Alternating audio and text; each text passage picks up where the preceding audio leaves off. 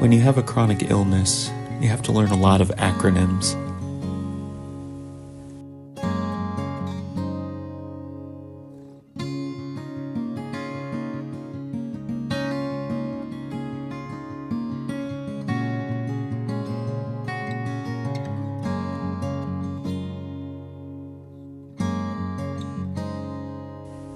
And a lot of words take on new meanings from their everyday uses.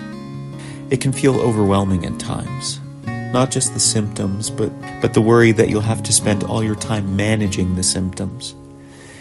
It's a little like learning a new language. It's a new way of communicating, not just with other people, but with yourself. And it's impossible to do without the help of friends, family, and mental health professionals.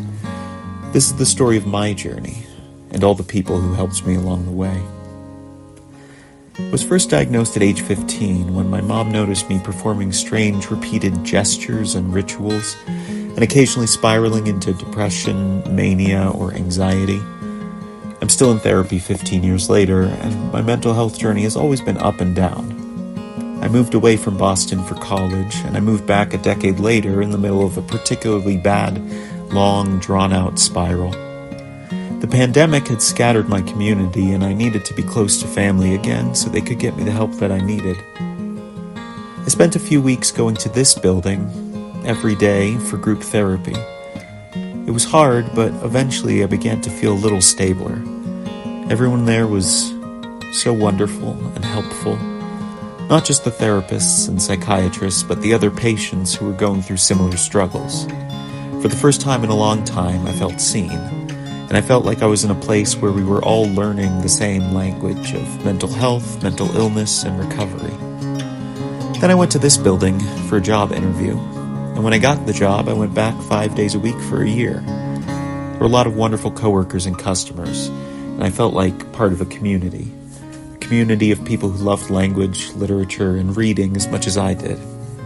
Eventually, I left that job and went to this building to start working in an after-school program. And in the summers, I went to this building to work at a summer camp. The kids and teens I worked with all year filled me with energy and purpose, and my coworkers taught me new levels of patience, compassion, collaboration, and communication. It all inspired me to further explore education, so I started going here to learn how to be a teacher.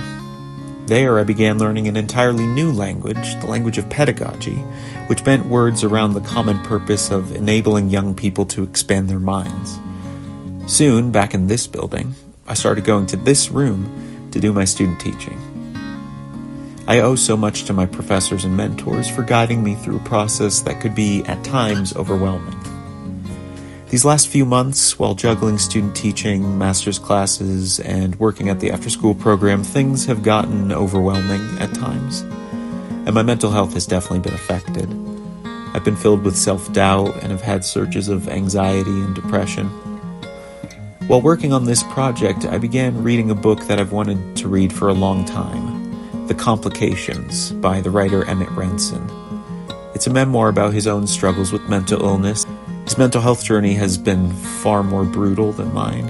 He does a good job of putting the many struggles of mental illness into accessible language.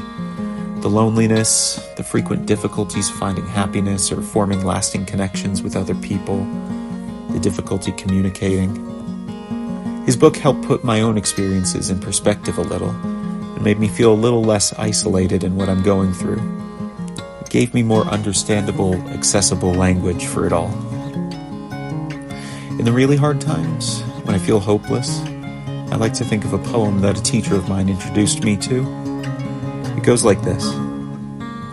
Lie back, my child, and let your head be tipped into the cup of my hand, gently, and I will hold you. Spread your arms wide, lie out on the stream, and look high at the gulls. When you tire on the long thrash to your island, lie up and survive. As you float now, where I held you and let go, lie gently and wide to the light-year stars, lie back, and the sea will hold you. When I read that poem, I like to think of what holds me on the long thrash to my island, or rather, who holds me.